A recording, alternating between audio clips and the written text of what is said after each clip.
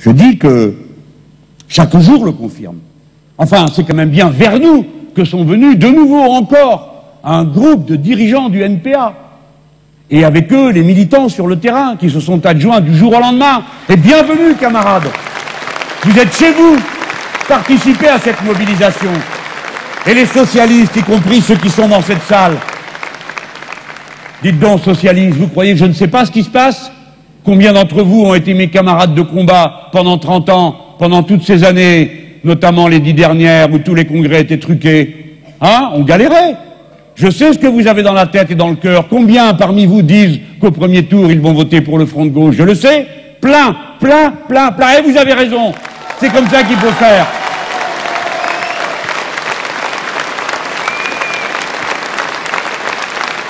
Oui, le Front de gauche et son candidat commun ont aptitude à rassembler et à partir du moment où ils rassemblent, à créer la dynamique qui permet d'entraîner la société tout entière. Parce qu'il y a quelque chose qu'ils n'ont pas l'air d'avoir compris.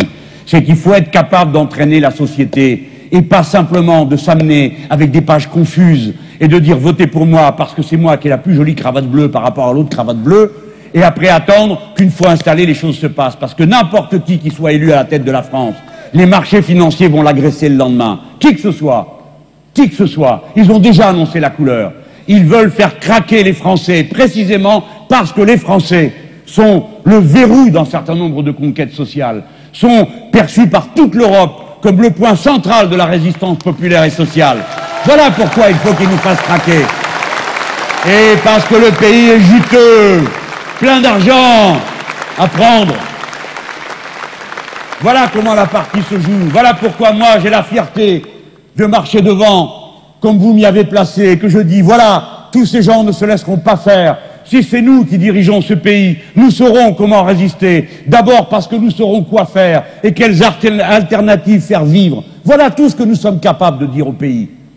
Et c'est ça qui va permettre de créer la dynamique dont on a besoin au deuxième tour, si c'est à nous qu'on revient l'honneur de porter les couleurs de la gauche et du changement.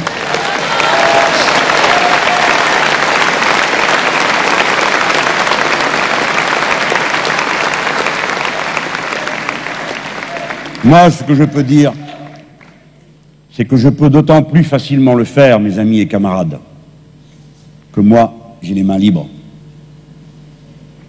Quand j'arriverai en Europe, devant les autres chefs de gouvernement, personne ne pourra me dire « Cher monsieur Mélenchon, mais qu'est-ce qui vous prend ?» Quand je viendrai dire « Nous, la directive sur le rail, vous pouvez la ranger, elle ne s'appliquera pas en France. » Personne ne pourra me dire « Mais monsieur Mélenchon, vos députés ont voté pour au Parlement européen. » Ce qui est le cas des socialistes. Comment peuvent-ils défendre le rail en France et voter pour la libéralisation à l'Europe? Moi, j'ai les mains libres.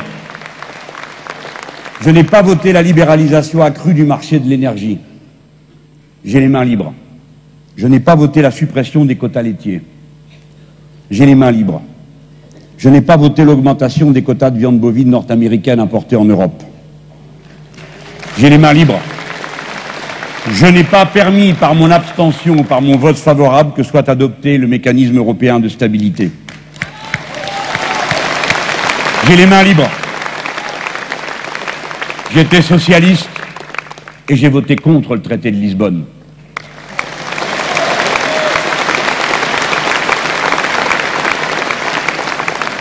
C'est le moment pour tout le monde de bien réfléchir quand il va se demander quel genre de chef de l'État ils veulent. Même quand c'est quelqu'un qui, comme moi, n'aura qu'une hâte de jeter la clé au fond du jardin. La clé de l'Élysée.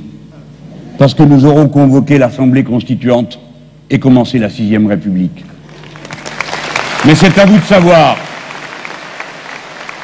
quel genre de représentant vous voulez pour faire face à la situation terrible qui va arriver. Et de vous demander au plus profond de vous-même, de ce que vous connaissez de votre patrie, de l'intérêt que nous avons tous dans la lutte que nous menons, de vous demander à qui vous faites confiance, de ceux qui ont les mains libres ou de ceux qui sont déjà engagés sur un chemin qui n'est pas celui que nous souhaitons. Comme disent les pêcheurs, les marins pêcheurs, puisque c'est maintenant qu'on se décide avec des bulletins de vote et qu'on réfléchit.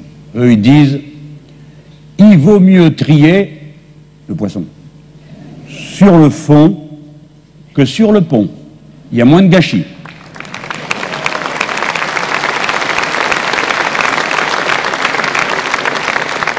Parce qu'au bout du compte,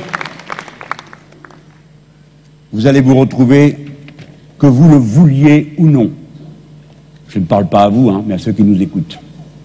Qu'on le veuille ou non, de toute façon, vous serez placés dans une lutte pour la survie.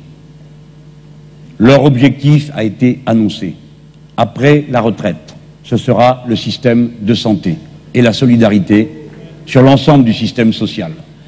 Après nous avoir fait ce qu'ils nous ont fait sur la retraite et le service minimum, ils passeront à la mise en cause des syndicats appelés corps intermédiaires. Ils veulent supprimer la durée légale du travail quotidienne, hebdomadaire et annuelle.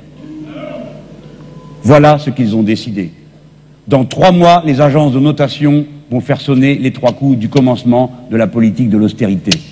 Par conséquent, votre vote, ce n'est pas pour ou contre Nicolas Sarkozy seulement. Votre bulletin de vote, c'est pour ou contre l'austérité. Et si c'est contre l'austérité, c'est moi.